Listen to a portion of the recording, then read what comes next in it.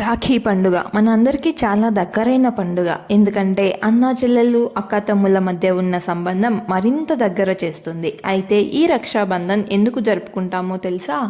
మన ఇతిహాసాల్లో ఒకటైన మహాభారతంలో శ్రీకృష్ణుడు తన తమ్ముడు వరసైన అతి బలవంతుడైన 3 కళ్ళు కలిగిన వాడైన శిశుపాలుడిని తన 100వ తప్పుకు గాను సుదర్శన చక్రాన్ని ఉపయోగించి చంపుతాడు.